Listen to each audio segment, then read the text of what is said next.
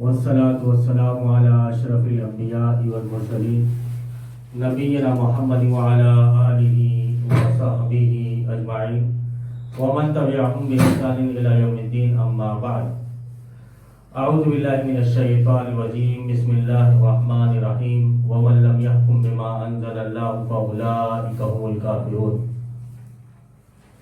دوسری آیت میں فَأُولَٰئِكَ هُمُ الظَّالِمُونَ. تیسری آیت میں اولئک هم الفاسقون. یہ تین آیتیں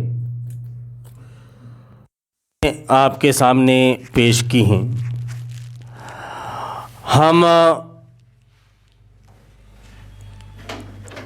اس سلسلے میں جو کچھ باتیں علماء کرام کی طرف سے آتی ہیں اور ان کی غلط تعویلات جو پیش کی جاتی ہیں اس کو ہم آپ کے سامنے بیان کریں گے. جبکہ ان آیات کے سلسلے میں براء ابن عازب، حذیفہ بن یمان، ابن عباس رضوان اللہ علیہ مجمعین جیسے کبار صحابہ اکرام اور ابو مجلس، ابو رجاء العطاری،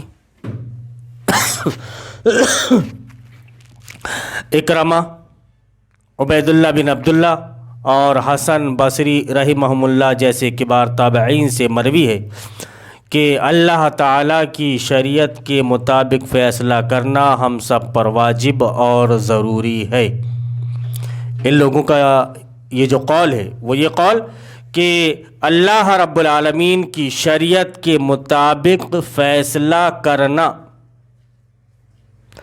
ہم سب پر واجب اور ضروری ہے.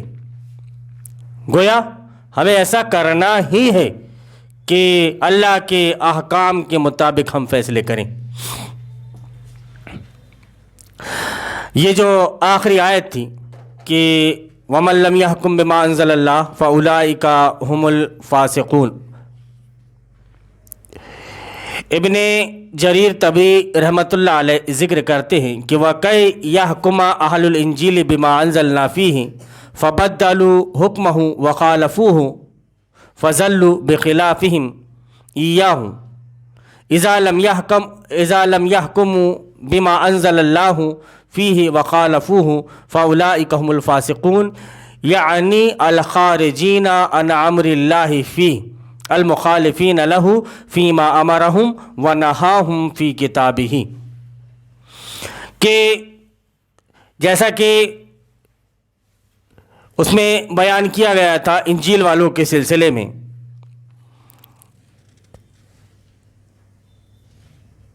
کہ وہ اللہ کی نازل کردہ کتاب کے مطابق فیصلے کریں، لیکن ان لوگوں نے کیا کیا؟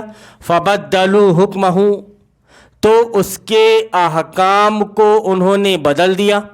وَخَالَفُوهُ فَضَلُّوا بِخِلَافِهِمْ، انہوں نے اس کی مخالفت کی، اس کی مخالفت کی وجہ سے وہ گمراہ ہو گئے.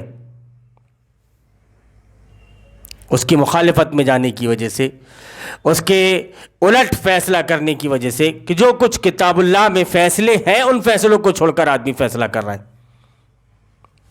تو جب کبھی ان کے بارے میں انہوں نے ذکر کیا کہ اذا لم يحكموا بما انزل اللہ فیہ وخالفوہ، جب معاملہ یہ ہو جائے کہ وہ اللہ کے احکام کے مطابق فیصلے نہ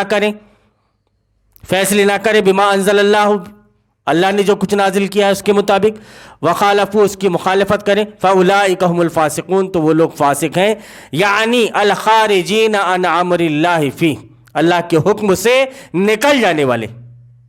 اب جو آدمی اللہ کے حکم سے نکل جائے، جو آدمی اللہ کے حکم سے نکل جائے وہ اسلام پر باقی کیسے رہ سکتا ہے؟ یہ حرکت انہوں نے کی. اللہ رب العالمین نے جو انہیں حکم دیا تھا اس سلسلے میں انہوں نے ان کی مخالفت کی، اور جو اللہ رب العالمین نے جن چیزوں سے ان کو روکا تھا تو روکنے کی بجائے ان کا عمل اس پر ہو گیا. اب آگے ایک بات ذکر کی جا رہی ہے کہ گزشتہ تمام عبارات سے ان امور کی وضاحت ہوتی ہے. کن امور کی وضاحت ہوتی ہے وہ تفصیل سے نمبر 1 2 3 4 کر کے ہم آپ کے سامنے لائیں گے کہ یہ جو آیتیں ہم نے ذکر کی اور اتنی باتیں جو ہم نے آپ کے سامنے پیش کی تو ان سے کن کن معاملے کی وضاحت ہوتی ہے, کیا واضح ہوتا ہے, کیا مسائل مستنبط ہوتے ہیں, کیا مسائل مستنبط ہوتے ہیں اور کیا باتیں نکل کر سامنے آتی ہیں. ان باتوں کو ہم آپ کے سامنے رکھ رہے ہیں کہ یہ آیات اہل کتاب کے کافروں کے بارے میں نازل ہوئی تھیں. یہ پکا ہے, طے ہے کہ یہ آیات اہل کتاب کے کافروں کے بارے میں نازل ہوئی تھیں. اس کے ساتھ ساتھ یہ ان کے علاوہ ان لوگوں کو بھی شامل ہیں جو اللہ تعالیٰ کے حکم کا انکار کر دیں. گویا آدمی صرف یہ نہیں کہہ سکتا کہ یہ آیات جو نازل ہوئیں یہ یہود و نصارہ کے سلسلے میں نازل ہوئیں, کفار مکہ کے سلسلے میں نازل ہوئیں. ایسا نہیں کہ جو وہ کام کرے گا, جو کام انہوں نے کیا ہے تو اس آیت کا مصداق وہ بھی ہوگا. شریعت میں ایسا نہیں ہے کہ اہل کتاب کسی کام کو کریں تو وہ راستے سے گمراہ ہو جائیں اور وہی کام اگر نبی کی امت کرے تو وہ راہ راست پر قائم ہو. ایسا نہیں. ایسا نہیں ہے کہ جو کتاب اللہ تھی, انجیل یا تورات, اس پر ان لوگوں نے ایمان لانے کے بعد میں ان کو بدل دیا, ان کے حکام کو بدل دیا یا ان کے مطابق فیصلہ نہیں کیا تو وہ کافر, وہ ظالم, وہ فاسق ہو جائے. اور نبی کی امت اگر اللہ کی نازل کردہ کتاب قرآن پاک کے ذریعے سے فیصلہ نہ کرے تو وہ مومن باقی رہے, وہ کافر ہو جائیں اور یہ مومن باقی رہے. شریعت میں ایسا نہیں. اگر اللہ کی کتاب کے مطابق فیصلہ نہ کرنے کی وجہ سے وہ کافر, ظالم, فاسق ہے تو اللہ کی کتاب سے فیصلہ نہ کرنے کی وجہ سے نبی کے امتیوں میں بھی کافر, ظالم اور فاسق موجود ہیں. نمبر 2, جب ان آیات کا اطلاق کیا جائے گا تو اس سے مراد کفر اکبر, فسق اکبر اور ظلم اکبر ہوگا, کیونکہ یہ آیات اہل کتاب اور اللہ تعالیٰ کے انکار کرنے والے دوسرے لوگوں کے بارے میں نازل ہوئی تھیں. ظاہر سی بات ہے کہ انہوں نے اللہ رب العالمین کے احکام کا انکار کر دیا تھا. اللہ کی کتاب کے جو فیصلے ہو رہے تھے ان کا انہوں نے انکار کر دیا تھا اور تحریف اور تبدیلی کر دی تھی, تو یہ ان کے سلسلے میں نازل ہوئی. تو اگر ایسا آدمی کوئی کر رہا ہے تو وہ کفر اکبر, فسق اکبر, ظلم اکبر میں اس کا شمار ہوگا, کیونکہ یہ آیات اہل کتاب اور اللہ تعالیٰ کے انکار کرنے والے دوسرے لوگوں کے بارے میں نازل ہوئی تھی. ایسا نہیں ہے جیسا کہ عام طور پر مرجئہ کے مشائخ کا طریقہ کار ہوتا ہے کہ وہ ان آیات کو سنتے ہی اس بات پر محمول کر دیتے ہیں کہ ان سے مراد کفر اصغر, ظلم اصغر اور فسق اصغر ہے. ان آیات کو جیسی سنا انہوں نے, مولویوں کو دیکھا ہوگا آپ نے کہ آپ کسی مومن کو کافر نہیں کہہ سکتے, اللہ نے اجازت اس کی نہیں دی. کلمہ پڑھ رہے ہیں آپ, کافر بول رہے ہیں اسے, یہ کیسے کر سکتے ہو آپ؟ دھوس جمائیں گے وہ کہ جو کوئی کسی پر ایسا حکم نازل کرتا ہے یا ایسی بات کسی کے سلسلے میں کہتا ہے تو وہ ایسا ہے, وہ ویسا ہے, وہ ویسا ہے. اب ظاہر سی بات ہے کہ حدیث بھی لا کر کے پیش کر دیتے ہیں وہ کہ تم ایک مومن کو کافر مت کہو. حضرت ابن عباس کا کچھ مقولہ بھی لا کر کے پیش کر دیتے ہیں کہ انہوں نے ایسا بیان فرمایا, انہوں نے ویسا بیان فرمایا. اب ظاہر سی بات ہے کہ عام آدمی جب ان کے یہ دلائل سنتا ہے, تو دلائل سننے کے بعد کہتا ہے کہ نہیں بات تو صحیح ہے, لیکن اصل حقیقت کیا ہے؟ جو حقیقت آپ لوگوں سے چھپا لی گئی اس حقیقت کو ہم یہاں بیان کرنے کے لیے بیٹھے. اور اگر ایسا نہیں ہے جیسا ہم بیان کر رہے ہیں تو علماء کرام پر فرض ہے کہ وہ ہماری اصلاح کریں کتاب اللہ, سنت رسول اللہ کی روشنی میں. اب جو بات ہم آپ کے سامنے بیان کرنے جا رہے ہیں اس کو آپ غور سے سنیں گے تو آپ کو خود سمجھ میں آ جائے گا کہ جو کچھ ہم یہاں پر بیان کر رہے ہیں وہ کیا ہے اور وہ جو کچھ بیان کر رہے ہیں وہ کیا ہے. جیسا کہ عام طور پر مرجئہ کے مشائخ کا طریقہ کار ہوتا ہے کہ وہ ان آیات کا سنتے ہی اس بات پر محمول کر دیتے ہیں کہ ان سے مراد کفر اصغر، ظلم اصغر اور فسق اصغر ہے۔ یہ لوگ اپنے اس طریق اور مسلک کو تقویت پہنچانے کے لیے سیدنا ابن عباس رضی اللہ تعالیٰ عنہ کے قول کو وسیلہ بناتے ہیں۔ ابن عباس کا قول اپنی جگہ میں درست ہے، لیکن یہ لوگ اس کے ذریعے باطل کو حق اور حق کو باطل ثابت کرنا چاہتے ہیں، کیونکہ وہ اس قول کو حقیقی مقام سے ہٹا دیتے ہیں اور اس کے ایسے معنی بیان کرتے ہیں جو اللہ اور اس کے رسول کا مقصود نہیں۔ کفر اکبر اور ظلم اکبر اور فسق اکبر جو ہے اس کو یہ کفر اصغر، ظلم اصغر اور فسق اصغر بیان کر دیتے ہیں۔ گویا یہ ہے کہ معاملہ کچھ نہیں ہے، بس یہ ان کی اپنی تھنک ہے، یہ ان کی اپنی سوچ ہے اور اس کے مطابق یہ بات کر رہے ہیں، جبکہ ایسا معاملہ نہیں ہے۔ یہ آپ کو راستے سے ہٹانے کے لیے یا پھر آپ کو صحیح راہ جو بتا رہا ہے اس سے گمراہ کرنے کے لیے۔ ایک آدمی آپ کو صحیح راہ بتا رہا ہے، آپ کے دماغ میں وہ بات بیٹھ گئی ہے، لیکن کسی طرح سے اگر آپ کے دماغ سے وہ بات نکالنی ہے تو تعویلوں کے نام پر کچھ تو پیش کرنا پڑے گا، اور اگر وہ کچھ پیش نہیں کر پا رہا ہے تو ظاہر سی بات ہے کہ حق کا بول بالا ہوگا۔ لیکن ان لوگوں کا مقصد یہ ہوتا ہے کہ حق کو باطل اور باطل کو حق سے پلٹ دیتے ہیں، خلط بلط کر دیتے ہیں، معاملات ایسے کر دیتے ہیں کہ آدمی کو سمجھ میں نہ آئے۔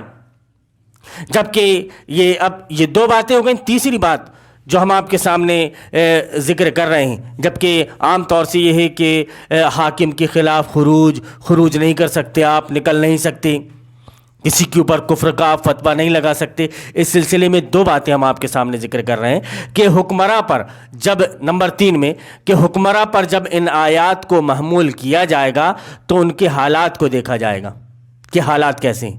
نمبر 1 کہ اگر وہ اللہ تعالیٰ کے حکم کا انکار کرنے والے ہیں، پہلا ہی کام یہ ہو گیا کہ وہ حکمراں اللہ رب العالمین کے احکام کا انکار کرنے والے ہیں، پہلی چیز، اور ایسی شریعت کو لاگو کرنے والے ہیں جو اللہ کی شریعت کے مخالف ہو۔ دوسری چیز، حکمراں کے سلسلے میں بھی کہ آپ کو ان کی تائید کرنا ہے یا نہیں، آپ کو ان کا سپورٹ کرنا ہے یا نہیں۔ یا وَلَا تَعَاوَنُوا عَلَى الْإِثْمِ وَالْعُدْوَانِ کا مطلب کیا ہوتا ہے کہ گناہ اور سرکشی کے کام میں آپ کسی کی امداد مت کرو، کسی کا ہاتھ مت بٹاؤ۔ مَن دَلَّ عَلَى خَيْرٍ فَلَهُ مِثْلُ أَجْرِ فَاعِلِهِ کہ جس نے کسی کی رہنمائی اگر نیک کام کی طرف کی ہے تو اس نیکی کا اجر جتنا اس کو ملے گا اتنا رہنمائی کرنے والے کو ملے گا۔ ویسا ہی اگر آپ نے کسی کی رہنمائی غلط کام کی طرف کرا دی ہے تو یہ سمجھ لیجئے کہ جتنا گناہ اس کو ملے گا، آپ کی وجہ سے جو گمراہ ہوا ہے وہ گناہ اس کو مل رہا ہے، آپ کو بھی ملے گا۔ اب سوچیے آپ کہ کیسے گناہ پر گناہ آدمی کے اوپر چڑھتے جاتے ہیں، جبکہ حالات ایسے نہیں ہیں، یا ہمارے اعمال اتنے اچھے نہیں ہیں کہ اعمال کے بلبوتے پر ہم اللہ رب العالمین سے کچھ امید لگا لیں کہ اللہ رب العالمین ہمیں معاف فرما دے گا۔ اتنے اچھے اعمال نہیں ہیں ہمارے، اتنے متقی پرہیزگار نہیں ہیں، گناہوں کا پتلا ہیں، لیکن کوشش اس بات کی کرتے ہیں کہ حق بات جو اللہ رب العالمین نے ہمارے سینے میں اتاری ہے وہ بات آپ تک پہنچا دیں، حق بات جو ہم کو سمجھ میں آئی ہے اس کو شیئر کریں، زیادہ سے زیادہ لوگوں تک کے پہنچا دیں، تاکہ زیادہ سے زیادہ لوگ حق پر عمل کرنے والے بن جائیں۔ اب حق پر عمل کرنے والے زیادہ سے زیادہ لوگ بنیں گے، ہم اللہ سے امید کر سکتے ہیں کہ اللہ رب العالمین اس کے نتیجے میں کچھ تھوڑا بہت اجر ہم کو بھی دے دے گا۔ ایسے ہی سب کی ذمہ داری، صرف ایک آدمی کی ذمہ داری نہیں، سب کی ذمہ داری ہے۔ یہ نبی کے ہر امتی پر یہ فرض بنتا ہے کہ جیسا ہی اس تک کہ کوئی بات اچھی پہنچ رہی ہے، جیسا ہی اس تک کہ کتاب و سنت کی کوئی بات پہنچ رہی ہے وہ دوسروں تک پہنچا دے، ذمہ داری ہے اس کی۔ اسی لیے اس کو خیر امت کہا گیا، اسی لیے اس کو امت وسط کہا گیا، کنتم خیر امت اخرجت للناس تأمرون بالمعروف وتنہون عن المنکر۔ وَكَذَلِكَ جَعَلْنَاكُمْ أُمَّةً وَسَطًا لِتَكُونُوا شُهَدَاءَ عَلَى النَّاسِ. وَكَذَلِكَ جَعَلْنَاكُمْ، اللہ نے کہا کہ اسی طرح ہم نے تم کو بنایا. کس کو؟ یہود و نصارہ سے اللہ رب العالمین کا خطاب نہیں، دنیا کی کسی دوسرے قوم سے اللہ تعالیٰ کا خطاب نہیں ہے، یہ خطاب ہے مسلمانوں سے کہ کذالک جعلناکم امۃ وسطا لتکونوا، تم کو امت وسط بنایا. بنانے کا مقصد یہ تاکہ تم لوگوں پر گواہ ہو جاؤ، لوگوں کے سامنے گواہی پیش کرو، صحیح کیا ہے، غلط کیا ہے، اچھا کیا ہے، برا کیا ہے، تم بتانے لگو. اب جو بتانے والے تھے وہ خود سو گئے. یہ الگ بات ہے کہ زمانہ بڑے غور سے سن رہا تھا. علامہ اقبال کا شعر، زمانہ بڑے غور سے سن رہا تھا، ہم ہی سو گئے یا تم ہی سو گئے داستاں کہتے کہتے. اور حق ایسی چیز ہے، یہ دین ایسی چیز ہے کہ اللہ رب العالمین نے اس کو دین فطرت بنایا ہے. کوئی بھی آدمی ہو فطرت سے بھاگ نہیں سکتا. اگر جب بھی اس کے سامنے کوئی بات آئے گی تو اس کی فطرت اس کو ایک مرتبہ جھنجھوڑے گی ضرور، ایک مرتبہ اس کی فطرت اس کو کچوکے ضرور لگائے گی، سوچنے پر ضرور مجبور کرے گی. یہ الگ بات ہے کہ اب اس سوچ کے بعد میں اس کے نفسانی خواہشات اس کے اوپر غالب آ جائیں. یہ الگ بات ہے کہ اس کو رشتہ دار نظر آنے لگے، یہ الگ بات ہے کہ اس کو آل اولاد اور مال دولت نظر آنے لگے. اب یہ نظر آنے لگا تو اس کو حق پھر نظر نہیں آئے گا، لیکن ایک مرتبہ فطرت اس کو ضرور چونکائے گی. اور جس نے اس وقت کا کیچ پکڑ لیا، ٹیک کیچ ون میچ، کیچ پکڑو اور میچ جیتو. جس نے وہ کیچ پکڑ لیا گویا وہ جیت گیا. پکڑ لیا اس بات کو اس نے جو اس کو ملنی چاہیے تھی، پکڑ لیا اس بات کو اس نے جو اس کی فطرت نے اس سے تقاضا کیا تھا. تو اسی تقاضے کے مطابق کہ اگر وہ اللہ کے احکام، اللہ تعالیٰ کے حکم کا انکار کرنے والے حاکم اور ایسی شریعت کو لاگو کرنے والے ہیں جو اللہ کی شریعت کی مخالف ہے، دوسری چیز، اور انہوں نے اللہ کی شریعت کو طاغوت کے قانون کے ساتھ بدل دیا. پہلی کیا؟ اللہ کے احکام کا انکار کرنے والے، اور دوسرا تھا کیا کہ ایسی شریعت کو لاگو کر رہے ہیں جو شریعت کی مخالفت میں. تیسری چیز کیا کہ اللہ کی شریعت کو طاغوت کے قانون کے ساتھ بدل دیا کرتے ہیں. یہ تین صفت جن کے اندر پائی جائے تو ان لوگوں پر کفر اکبر، ظلم اکبر اور فسق اکبر کا اطلاق ہوگا، جس سے وہ ملت اسلامیہ سے خارج ہو جائیں گے.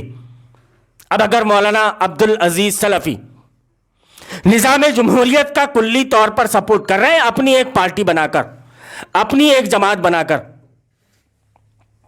اپنی ایک پارٹی بنا کر، اپنی ایک جماعت بنا کر مولانا عبدالعزیز صاحب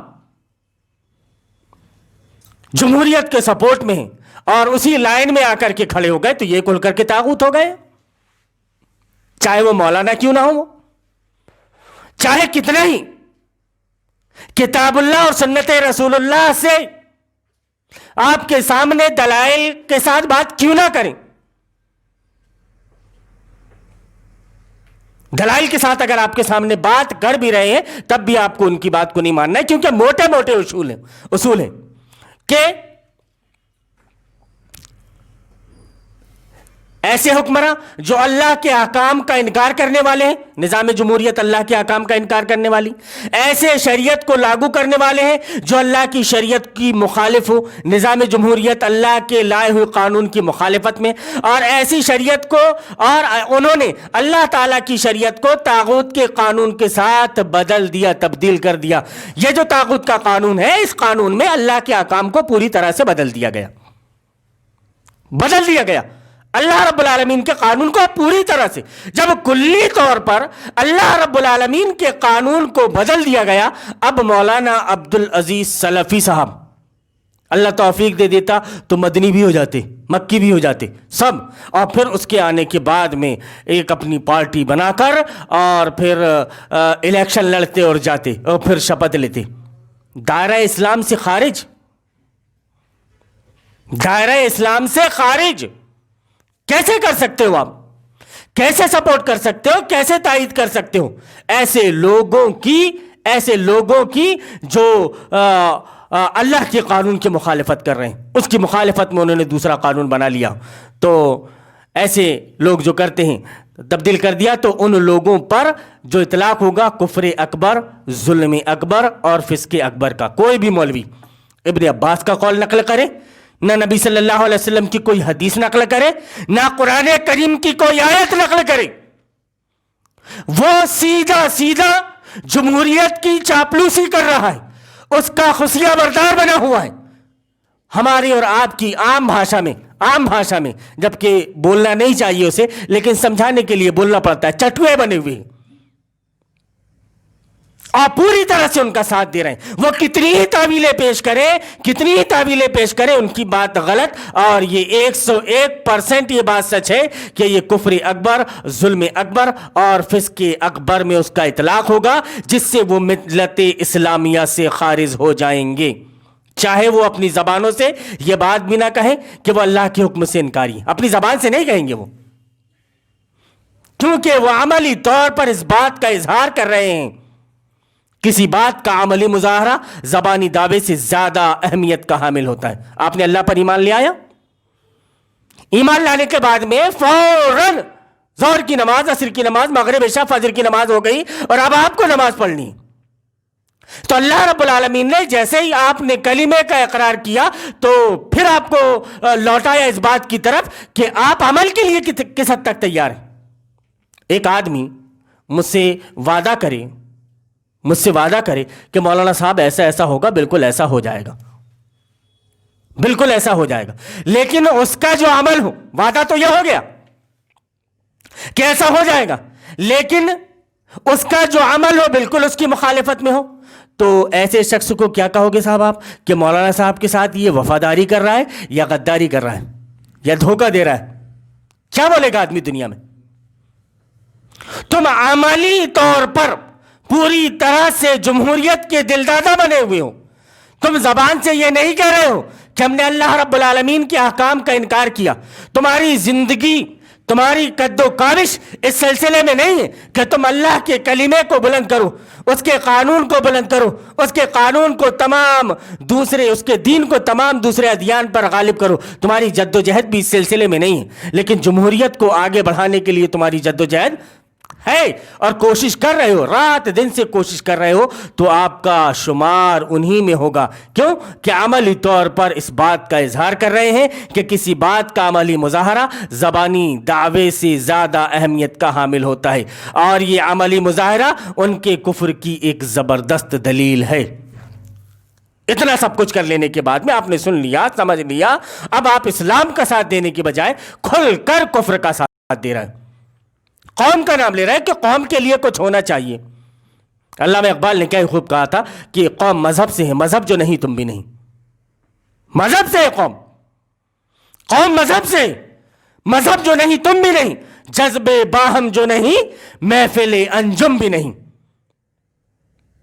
تم قوم کی رٹ لگائے ہوئے, لیکن قوم کے اندر دین باقی نہیں, قوم کے اندر اسلام باقی نہیں, اسلام پر عمل باقی نہیں, شریعت کے تئیں لگاؤ باقی نہیں. لیکن جو چیزیں ایک مولانا صاحب نے ممبر رسول سے بیان کر دی, نماز روزہ حج زکات, نماز روزہ حج زکات, نماز روزہ حج زکات, جو پابندی سے یہ کام کر رہا ہے, قسم اللہ کی وہ لوگوں کے نزدیک بہت بڑا متقی اور پرہیزگار آدمی. ایسا ہے کہ نہیں سماج میں کہ جو پابندی سے نماز پڑھ رہا ہے, روزے رکھ رہا ہے, حج کر رہا ہے, زکات دے رہا ہے, اس سے بڑھ کر متقی کوئی دوسرا نہیں ہو سکتا. چہ جائے کہ وہ کوئی بھی پارٹی کو ووٹ دے, چہ جائے کہ وہ خود اپنی ایک پارٹی بنا کر کھڑا ہو جائے. میں اگر کھڑا ہو گیا تو میرا شمار بھی طاغوتوں میں ہوگا جن کے لیے اللہ رب العالمین نے جہنم کی آگ تیار کر رکھی. اب میں بیرسٹر کیوں نہ ہوں یا کتنا ہی بڑا تھنکر کیوں نہ ہوں, میرا شمار ان لوگوں میں ہوگا, کیونکہ میں سپورٹ کلی طور پر, عملی طور پر اس بات کا ثبوت دے رہا ہوں کہ یہ صحیح ہے. اسلام نے آپ کو یہ نہیں سکھایا کہ کوئی غلط کرے تو پھر اس کے خلاف مظاہرے کرو. کتنے مظاہرے ہوئے صاحب؟ حضرت عائشہ رضی اللہ تعالی عنہا کے اوپر واقعہ افک تہمت لگائی گئی، کتنے مظاہرے ہوئے، کتنے میمورنڈم پیش کیے صحابہ اکرام نے نبی صلی اللہ علیہ وسلم کے پاس جا کر، کتنے میمورنڈم پیش کیے؟ یہ میمورنڈم کہاں کی چیز ہے؟ کس نے ایجاد کیا اسے؟ ذرا کچھ سمجھو مسلمانوں، ذرا کچھ اپنا دماغ استعمال کرو، اس میں بھوسا نہیں بھرا ہوا ہے۔ کاروبار کے لیے اچھی طرح سے استعمال کرتے ہو، لیکن دینداری کا جب معاملہ آتا ہے تو جتنا مولوی نے آپ کو بتا دیا اسی کو دین سمجھتے ہو۔ نمبر 1 چیز میں یہ ہم نے آپ کے سامنے ذکر کی۔ نمبر 2 میں کہ یہاں پر علماء نے یہ کر دیا کہ جن کا شمار کفر اکبر میں، ظلم اکبر میں اور فسق اکبر میں ہو رہا ہے، ان کے سلسلے میں انہوں نے کہہ دیا کہ یہ کفر اصغر ہے، کفر دون کفر ہے، ظلم اصغر ہے، فسق اصغر ہے۔ لیکن یہ فسق اصغر کب ہوگا؟ پہلی صورت جو ہم نے آپ کے سامنے بیان کی، اس میں وہ فسق اکبر، ظلم اکبر اور کفر اکبر ہے۔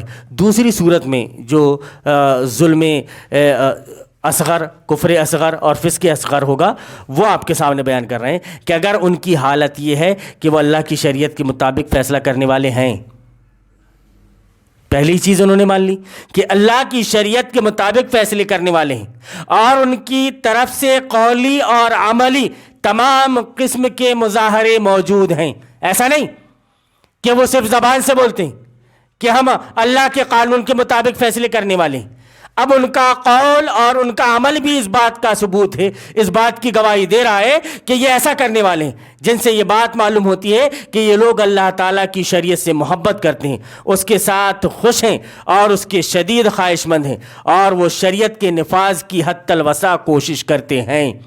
اب اگر ایسے لوگ ہیں، لیکن کبھی کبھی ایسا ہوتا ہے، کبھی ایسا بھی ہو جاتا ہے کہ کبھی ایسا ہوتا ہے کہ کسی ایک مسئلے میں یا بعض مسائل میں اپنی خواہشات کی وجہ سے یا کسی کمزوری یا غلط تعویل کی وجہ سے شریعت کے فیصلے سے ہٹ جاتے ہیں، کسی وجہ سے، کبھی 1-2 مرتبہ کبھی ایسا ہوا، لیکن ان کے دل پوری طرح سے مطمئن ہے شریعت سے، اپنی زندگی کے سارے فیصلے وہ شریعت سے کروا رہے ہیں، عملی طور پر اس کا ثبوت دے رہے ہیں۔ ان کی زندگی کی جدوجہد سے یہ بات پتہ چلتی ہے کہ یہ شریعت کے نفاذ کے لیے جی توڑ کوشش کر رہے ہیں، یہ ساری چیزیں نظر آ رہی ہیں۔ لیکن کبھی ایسا ہوتا ہے کہ اپنی خواہشات کی وجہ سے یا کسی کمزوری یا غلط تعویل کی وجہ سے شریعت کے فیصلے سے ہٹ جاتے ہیں، اور اس کوتاہی کا انہیں اعتراف ہوتا ہے اور اس کے گناہ کا شعور ہوتا ہے۔ انہیں یہ بھی معلوم ہوتا ہے کہ ہم نے یہ جو کوتاہی کی یہ قابل مواخذہ ہے، ہمارا اس میں مواخذہ ہوگا، اپنے گناہ کا انہیں اعتراف بھی ہوتا ہے۔ اس قسم کے لوگوں پر ابن عباس رضی اللہ تعالیٰ عنہ کے مذکورہ قول کا اطلاق ہو سکتا ہے کہ یہ کفر اصغر، ظلم اصغر اور فسق اصغر ہے، ورنہ وہ جو پہلا فسق ہے، جو پہلا کفر ہے وہ کفر اکبر ہے، شرک اکبر ہے، جس کو اللہ رب العالمین کبھی معاف نہیں فرمائے گا۔ ایسا آدمی دائرہ اسلام سے خارج ہو جاتا ہے۔ اب یہ جو دونوں کنڈیشنیں ہیں اس آیت کے ضمن میں، دونوں کنڈیشنیں جو ہم نے آپ کے سامنے رکھی، بالکل صاحب طبیعت سے اپیل کرتی ہیں وہ کہ ظاہر سی بات ہے کہ ایسا اگر یہ معاملہ ہے تو ایسا ہونا چاہیے۔ یہ 2 کنڈیشنیں ہم نے آپ کے سامنے رکھی کہ اس کنڈیشن میں ایسا اور اس کنڈیشن میں ایسا، لیکن علماء کیا کرتے ہیں کہ یہ جو دوسری کنڈیشن ہم نے آپ کے سامنے رکھی ہے، یہ دوسری کنڈیشن کو لا کر پہلی کنڈیشن پر فٹ کر دیتے ہیں اور کہتے ہیں کہ یہ اگر کفر ہو بھی، بڑے حساب سے کہ اگر کفر ہو بھی تو کفر اصغر ہے، تو یہ اصغر نہیں بولتے صاحب، اصغر نہیں بولتے، یہ کفر اصغر ہے۔ آدمی کو پورا ڈس لیتا ہے وہ، ان کے نزدیک وہ اصغر نہیں، اصغر ہے، جو پورا ڈس لیتا ہے اور ایسے ہی جس کو یہ کفر اصغر سمجھ رہے ہیں وہ کفر اکبر ہے. ان کے عمل سے ثابت ہو رہا ہے کہ یہ پوری طرح سے دلدادہ ہیں کس کے؟ نظام جمہوریت کے. نظام جمہوریت سے کلی طور پر راضی ہیں. اب آگے چاہے وہ نگر پالیکا کے چناؤ آئیں یا لوک سبھا کے یا ودھان سبھا کے، جہاں کے بھی چناؤ آتے ہیں اور آدمی اگر اس میں شریک ہو جاتا ہے، ووٹ دے دیتا ہے، تو وہ کفر اکبر کر رہا ہے.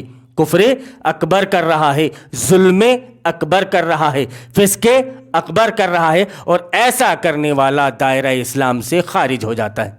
اب اگر یہ بات کسی کو سمجھ میں نہ آئے تو وہ آ کر کے بیٹھ سکتا ہے، سن سکتا ہے، سمجھ سکتا ہے، لیکن یقولون بافواہہم ما لیس فی قلوبہم والی بات نہیں چلے گی کہ تم زبان سے کچھ بولو لیکن دل میں کچھ نہ ہو. زبان سے کچھ بولو، اس کی تمہارے پاس کوئی دلیل موجود نہ ہو. آپ دلیل دے کر بات کر رہے ہو تو بالکل واضح کلیئر الفاظ میں، جیسا ان الفاظ میں ہم نے آپ کے سامنے بات رکھی اور اچھی طرح سے بات سمجھ میں آ رہی ہے کہ حق یہ ہے، باطل یہ ہے، صحیح یہ ہے اور غلط یہ ہے. اس سلسلے میں امام ابن قیم الجوزی رحمۃ اللہ علیہ کی ایک بات اور ہے، وہ میں آپ کے سامنے دوسرے قول کے سلسلے میں وہ آپ کے سامنے ذکر کروں گا. اور پھر کل ہم انشاءاللہ جو چوتھی بات ہوگی، ہم نے 3 باتیں آج ذکر کی، تیسری بات میں 2 شق تھیں، وہ 2 شقیں آپ کے سامنے بیان کی.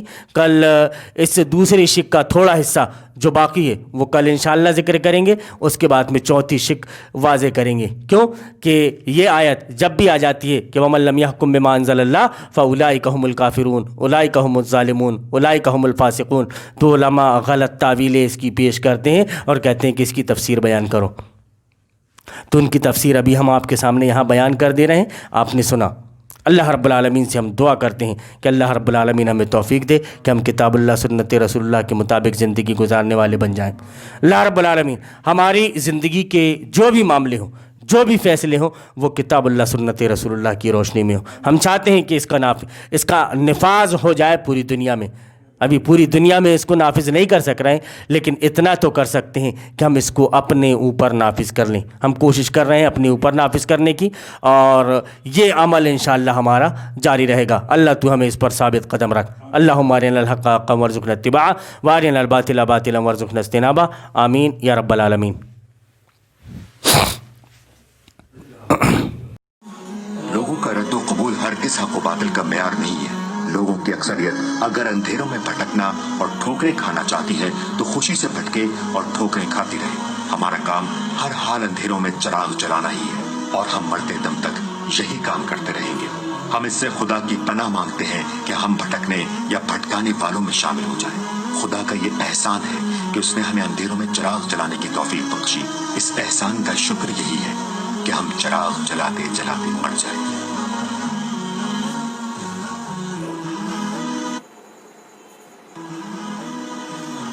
یہ شریعت بزدلوں اور نامردوں کے لیے نہیں اتری ہے، نفس کے بندوں اور دنیا کے غلاموں کے لیے نہیں اتری ہے. ہوا کے رخ پر اڑنے والے خس و خاشاک اور پانی کے بہاؤ پر بہنے والے حشرات الارض اور ہر رنگ میں رنگ جانے والے بے رنگوں کے لیے نہیں اتری ہے. یہ ان بہادر